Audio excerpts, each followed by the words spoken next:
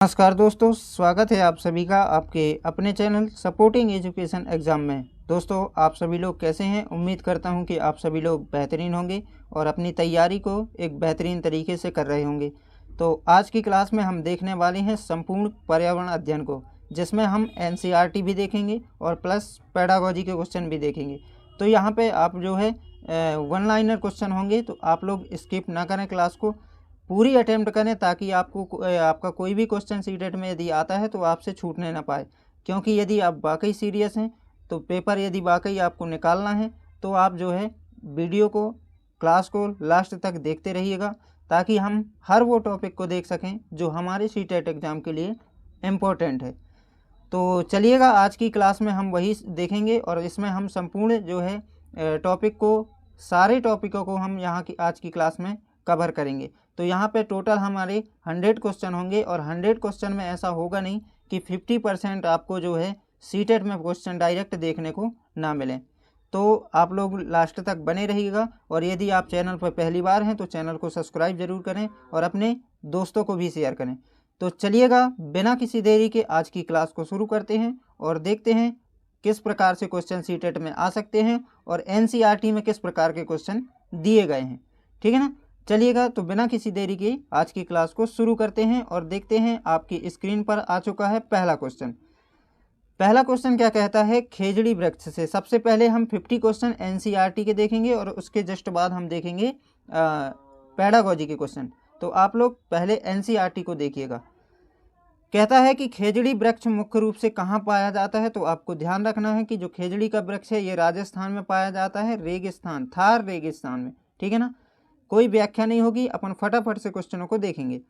बिश्नोई समुदाय का संबंध किस राज्य से और किस कार्य से है? तो आपको ध्यान रखना है, राज्य है राजस्थान और वृक्षों और वन्य जीवों की रक्षा करना इनका प्रमुख कार्य है। ठीक है ना? अगला कहता है कर्णम मल्लेश्वरी किस खेल से संबंधित है? तो यहाँ पे आपको ध्यान रखना है वेट लिफ्टिंग, यहाँ पे आपको ध्यान रखना है और ये आंध्र प्रदेश से है। ठीक है ना? चलिएगा, अगली स्लाइड की ओर बढ़ते हैं। फटाफट से क्वेश्चन देखेंगे और आप देखते जाइएगा। कर्णम मल्लेश्वरी ने अंतर्राष्ट्रीय स्तर पर कुल कितने मेडल जीते हैं? तो 29 मेडल जीते हैं। आपको ध्यान रखना है। उत्तराखंड की फूलों की घाटी किसे कहा जाता है? तो चमोली जिले को जो है क्या कहा जाता है? फूलों की घाटी कहा जाता है। ये भी आपको ध्यान रखना है। ये डायरेक्ट क्वेश्चन फैक्ट जो है एनसीईआरटी में दिए जा चुके हैं। ठीक है ना? तो उन्हीं सारी चीज़ों को आज की क्लास में मैं लेकर आया हूँ। ठीक है ना? देखिएगा, ये मधुबनी से कई बार क्वेश्चन आया है सीटेट में। मधुबनी चित्रकला किस राज्य से संबंधित है? तो आपको ध्यान रखना है ये बिहार से संबंधित है। ठीक है ना? अगले क्वेश्चन की ओर बढ़ते हैं। अगला क्वेश्चन कहता है मधुबनी पेंटिंग में किन रंगों का प्रयोग किया जाता है? तो ये भी आपको ध्यान रखना है। पिसे हुए चावल के घोल में प्राकृतिक रंग होते हैं, जैसे नील, हल्दी, फूलों के रंग। ठीक है ना? ये आपको ध्यान रखना है। अगला है 8वां क्वेश्चन आपकी स्क्रीन पर। कहता है कि केरल में लकड़ी की छोटी नाव को क्या कहा जाता है? तो यहाँ पे बल्लम कहा जाता है। ये 100% जहाँ तक उम्मीद है तो ये क्वेश्चन कई बार सीटेट में पूछा जा चुका है। ठीक है ना? क्योंकि एनसीईआरटी सीटेट फॉलो करता है और ये सारे क्वेश्चन एनसीईआरटी के हैं।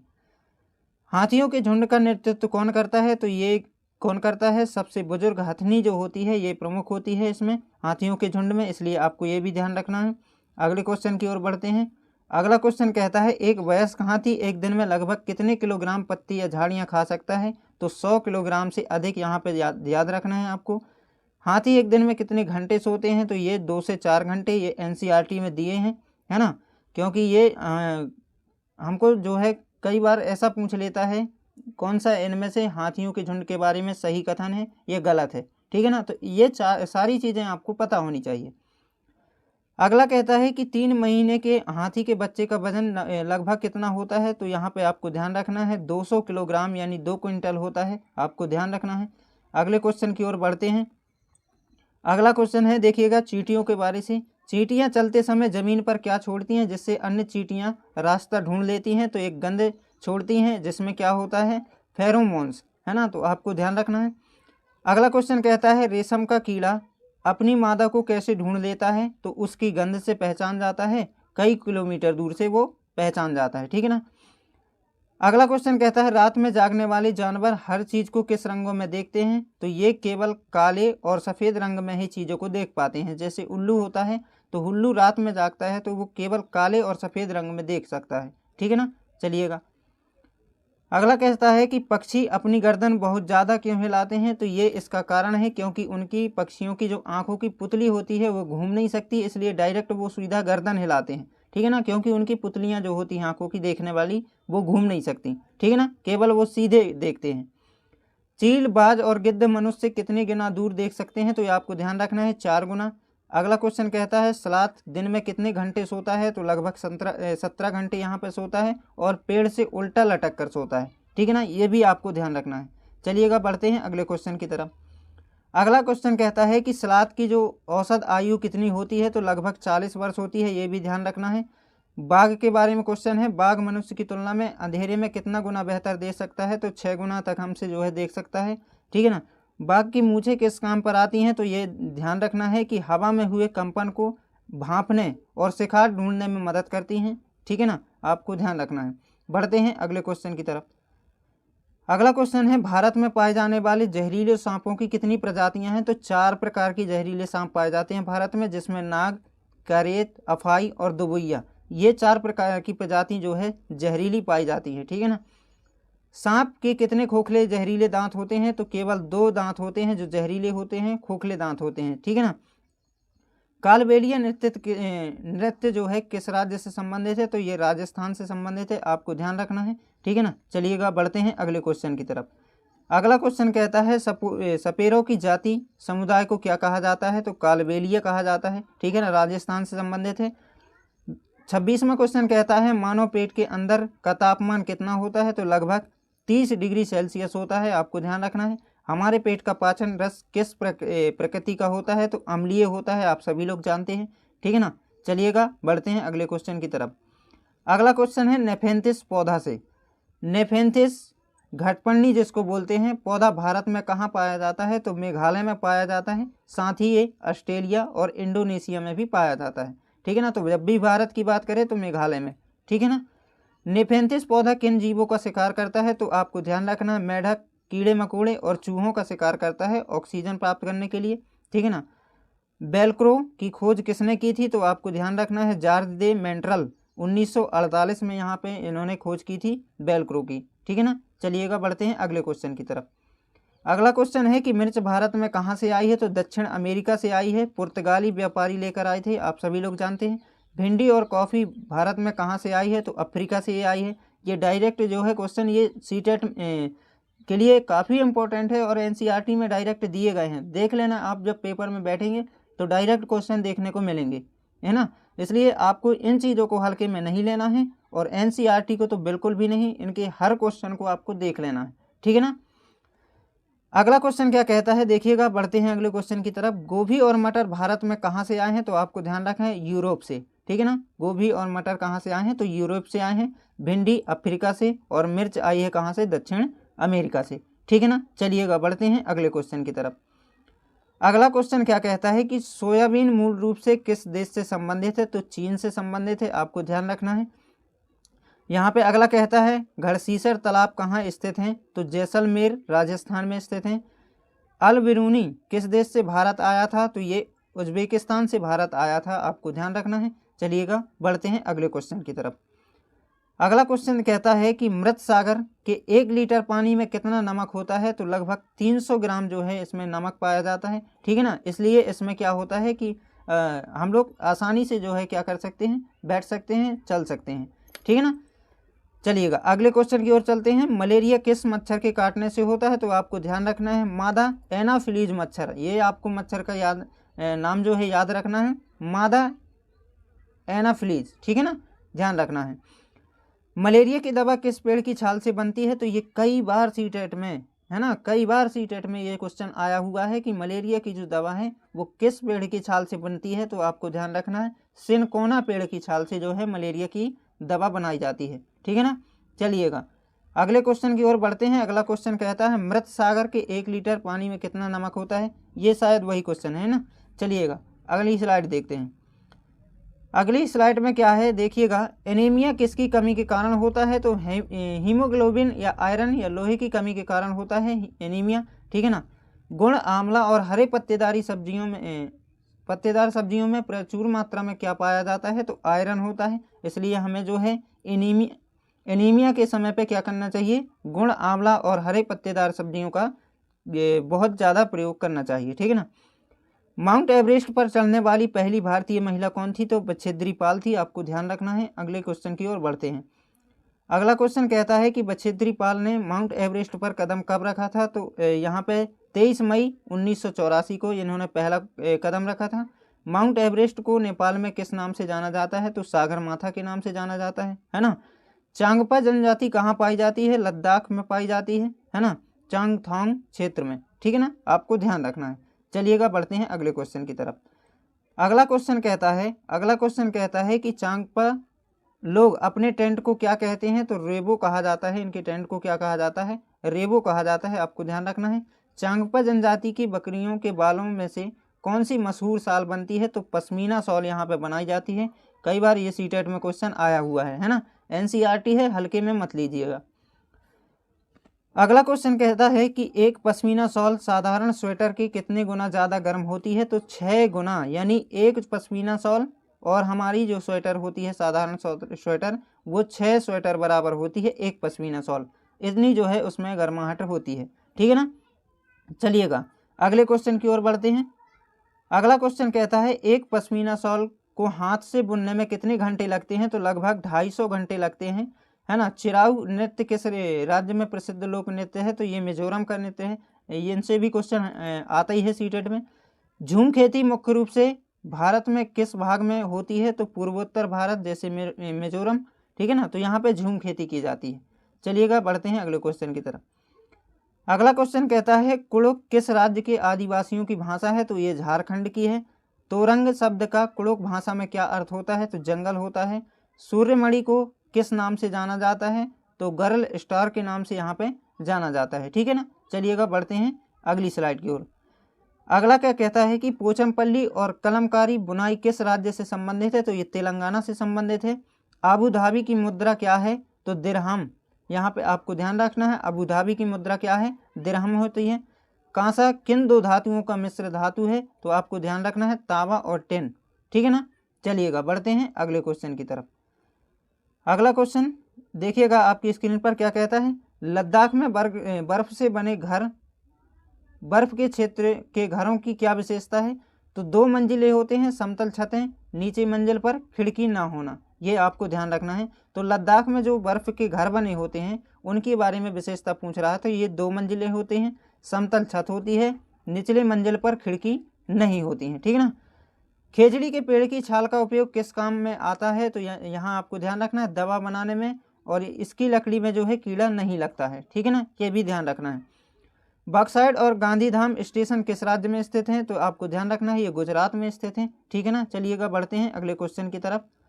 अगला क्वेश्चन क्या कहता है, यहाँ से देखिएगा, यहाँ से अपन जो है पहुँच चुके हैं पेडागोजिकल क्वेश्चन में। अभी यहाँ तक हमने क्या किया, यहाँ पे हमने एनसीईआरटी के क्वेश्चन देखे हैं, लगभग हमने 60 क्वेश्चन एनसीईआरटी के कर चुके। अब अपन देखते हैं यहाँ से हम देखेंगे अब पेडागोजी के क्वेश्चन, ठीक है ना। चलिएगा तो पेडागोजी को समझते चलिएगा, ठीक है ना। यदि आपको समझ में नहीं आ रहा है या जल्दी अपन चल रहे हैं, तो थोड़ी सा आप जो है एक बार और देखेंगे क्लास को, तो सारी चीज़ें क्लियर हो जाएंगी, ठीक है ना। क्योंकि क्वेश्चन ज़्यादा हैं इसलिए हम थोड़ी सा स्पीड में चल रहे हैं, ठीक है। चलिएगा अगला क्वेश्चन देखते हैं पेडागोजी का। पहला क्वेश्चन मानिए या अगला क्वेश्चन, ठीक है ना। चलिएगा ईबीएस का पूर्ण रूप क्या होता है, सबसे पहला क्वेश्चन यही आपको ध्यान रखना है, साधारण सा क्वेश्चन है। तो एनवायरमेंटल स्टडीज यानी पर्यावरण अध्ययन, आप सभी जानते हैं। एनसीएफ 2005 के अनुसार प्राथमिक स्तर पर ईबीएस को कितने मुख्य थीमों में बांटा गया है, तो 6 मुख्य थीमों में यहाँ पे बांटा गया है। ईबीएस की 6 मुख्य थीमें कौन कौन सी हैं, तो ये भी नाम याद रख लीजिए। परिवार और मित्र, दूसरा है भोजन, तीसरा है आश्रय, चौथा है जल, 5वें नंबर पे यात्रा, और 6वें नंबर पे चीज़ें जो हम बनाते हैं और करते हैं। तो ये नाम आपको ध्यान रखना है, इसका कभी कभी क्रम पूछ लेता है, ठीक है ना। चलिएगा अगला क्वेश्चन देखिए क्या कहता है, थीम से ही है। परिवार और मित्र थीम की 4 उपथीमें भी हैं, तो यहाँ पे आपको ध्यान रखना है, उपथीमें भी हैं यहाँ पे परिवार और मित्र के अंतर्गत। तो पहला है संबंध, कार्य, खेल और पशु और पौधे, तो आपको ध्यान रखना है, ठीक है ना।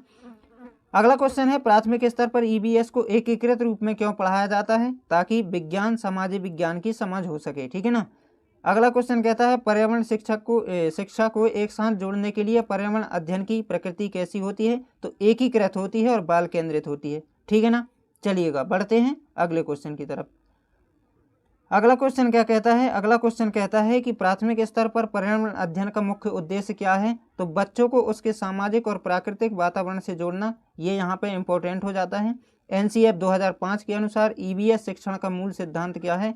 ज्ञान को स्कूल के बाहरी जीवन से जोड़ा जाना चाहिए। आपको मैंने कई बार क्लास में बताया है कि जो है बालक की जो है चीज़ें यदि बेहतर तरीके से बताना है, समझाना है, तो उसके ज्ञान को जो है बाहरी दुनिया से जोड़ के पढ़ाइए ताकि बालक तरीके से चीज़ों को समझ सके। अगला क्वेश्चन क्या कहता है कि ईवीएस सिखाने में या सीखने में सबसे प्रभावी शिक्षण रणनीति कौन सी मानी जाती है? तो क्षेत्र भ्रमण यहाँ पे और प्रत्यक्ष अनुभव यहाँ पे सबसे महत्वपूर्ण होते हैं, ठीक है ना। जितना बालक जो है प्रत्यक्ष रूप से देखेगा उतनी तरीके से सीख सकता है।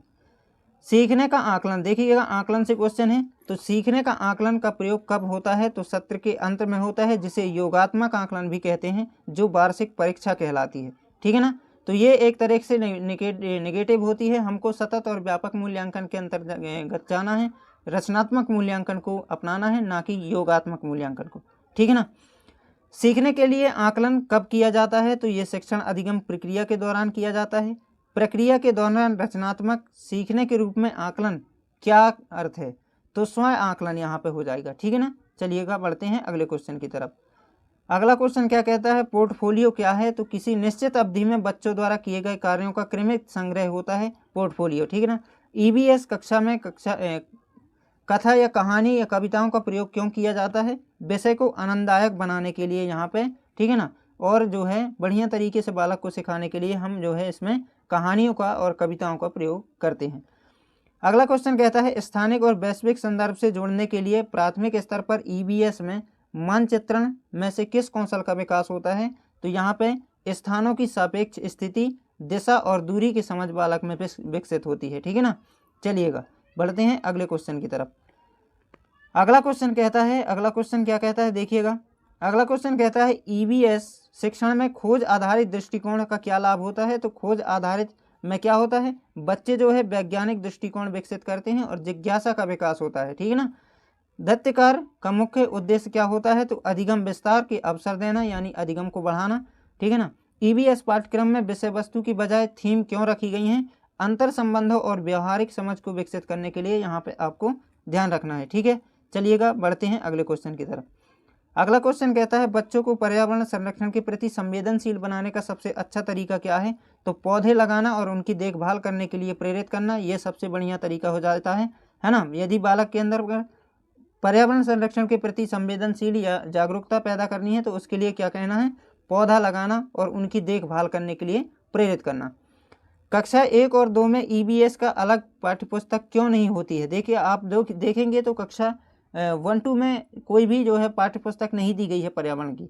वो इसलिए क्योंकि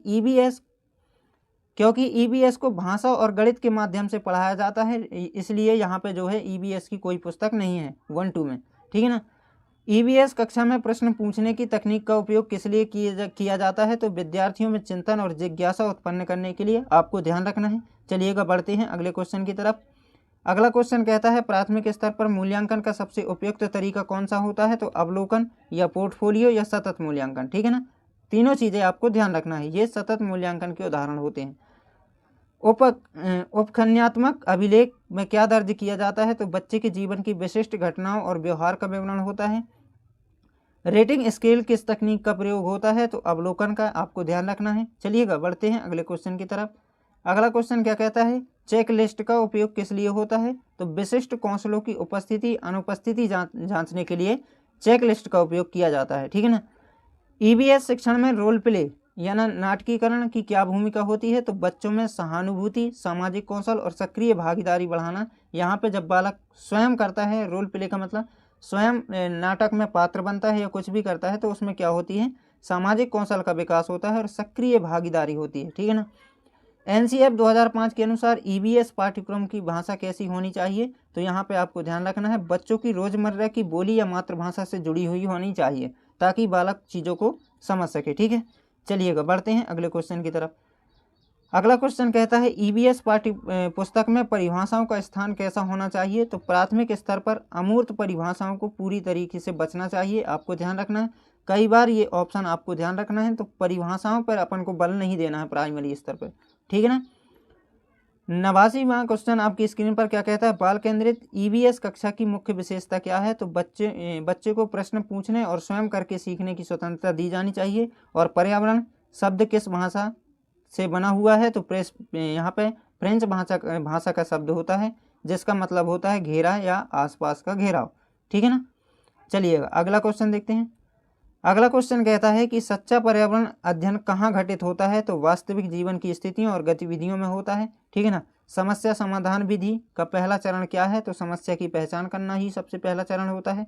प्रोजेक्ट विधि के जनक किसे माना जाता है। तो किलपैट्रिक को माना जाता है, आपको ध्यान रखना है, हेनरी किलपैट्रिक, ठीक है ना। अगला क्वेश्चन देखते हैं और हम जो है अंतिम स्टेज पर हैं, देखिएगा। प्राथमिक स्तर पर ईवीएस में खेल विधि का प्रयोग क्यों आवश्यक है। तो बच्चों की शारीरिक और मानसिक क्रियाशीलता को बनाए रखने के लिए, ठीक है ना। अगला क्वेश्चन कहता है पर्यावरण अध्ययन में प्रायोगिक कार्य पर जोर क्यों दिया जाता है। करके सीखने के सिद्धांत को बढ़ावा देने के लिए। जब बालक स्वयं करके सीखता है तो चीज़ें और भी क्लियर होती हैं, ठीक है ना। स्थानीय सामग्री TLM के उपयोग में शिक्षण से क्या लाभ होता है। तो यहाँ पे आपको ध्यान रखना है, स्थानीय सामग्री से क्या होता है, अधिगम अधिक व्यवहारिक और रोचक और सुलभ बनता है, ठीक है ना। जब हम कोई भी चीज़ सिखाने के लिए अधिगम सामग्री का प्रयोग करते हैं तो वहाँ पे जो है बालक तरीके से चीज़ों को सीख पाता है, ठीक है ना। चलिएगा अगला क्वेश्चन देखते हैं। अगला क्वेश्चन है कि समावेशी ईवीएस कक्षा में शिक्षक की क्या रणनीति होती है। तो विविध शिक्षण शैलियों और बहुसंवेदी TLM का प्रयोग करना चाहिए, यानी अलग अलग तरीके की TLM का प्रयोग करना चाहिए, ठीक है ना। टीचिंग लर्निंग मटेरियल NCF 2005 के अनुसार ईवीएस का आकलन किस पर केंद्रित होना चाहिए। तो रटने की बजाय समझ, अवलोकन और गतिविधियों, यहाँ पे बजाय शब्द लगा है इसलिए यहाँ पे रटने पर बल नहीं देना, बल्कि समझ, अवलोकन, गतिविधियों में भागीदारी पर बल देना। अगला क्वेश्चन कहता है ईवीएस शिक्षण में समूह कार्य को बढ़ावा क्यों दिया जाता है। तो सहपाठी अधिगम और सामाजिक कौशलों के विकास के लिए, ये आपको ध्यान रखना है। और आज का आपकी स्क्रीन पर आज का लास्ट क्वेश्चन है, ठीक है ना। हम लोग जो है लास्ट में पहुंच चुके हैं और लास्ट क्वेश्चन करने से पहले मैं आपको बता देता हूं कि जो भी क्लास में लेकर आया हूं वो काफ़ी इंपॉर्टेंट आपकी सीटेट के लिए हो जाती हैं। इसलिए आप लोग जो है किसी भी कार्य को यदि करने के लिए सीरियस हैं यदि आप, तो वीडियो को लास्ट तक ज़रूर देखें, क्लास को लास्ट तक ज़रूर देखें, ताकि आपको चीज़ें क्लियर होती जाएँ। अभी मैं जो है इसमें केवल 100 क्वेश्चन का अभी लक्ष्य रख रहा हूँ, इसमें कोई व्याख्या नहीं होगी। जब भी अपन अब आगे चल के जो भी बहुविकल्प वाले क्वेश्चन करेंगे तो उसमें जो है मैं सारी चीज़ें आपको क्लियर करता चलूँगा और ट्रिक भी जो है आपको बताता चलूँगा, ठीक है ना। तो आप लोग जो है यदि पहली बार हैं तो चैनल को सब्सक्राइब करें, और यदि लग रहा है कि हाँ थोड़ी सी भी मेहनत मैं आपके लिए कर रहा हूँ तो वीडियो को शेयर करें और लाइक ज़रूर करें, ठीक है ना। चलिएगा अंतिम क्वेश्चन के ऊपर नज़र डालते हैं। क्या कहता है ईवीएस कक्षा में खुले अंत वाले प्रश्न पूछने का मुख्य लाभ क्या होता है। तो बच्चों में क्या होता है, अभी अपसारी और रचनात्मक चिंतन को बढ़ावा देना यहाँ पे जो है मुख्य, यहाँ पे इसका क्या होता है, लाभ होता है। तो यहाँ पे जो है मैं आपको बता दूं कि जो अपसारी चिंतन होता है ये किसी समस्या के अनेक मान के चलो आपके सामने कोई भी समस्या है, मान के चलो मैं बोल रहा हूँ कि यदि आपको वृक्षों के यदि अपन को पर्यावरण को बचाना है तो आप उसके लिए क्या उपाय करेंगे। तो आप जो है विभिन्न तरीके से आंसर आपके निकल के आएंगे, और यही कहलाते हैं खुले अंत वाले प्रश्न, जिसमें जो है हम अपसारी चिंतन करते हैं, किसी एक समस्या के कई समाधान ढूंढते हैं, वही कहलाता है क्या, अपसारी चिंतन, ठीक है ना। तो आपको चीज़ें ध्यान रखना है, इसलिए चलिएगा। और यहाँ पे आपके जो है 100 क्वेश्चन कंप्लीट हो गए, और इसी तरीके से और भी क्लास में लेकर आऊँगा। तब तक के लिए आप सभी लोग जो है बने रहें अपने सपोर्टिंग एजुकेशन एग्ज़ाम के साथ। और चलिएगा मिलते हैं अगली क्लास में, तब तक के लिए आप सभी को जय हिंद।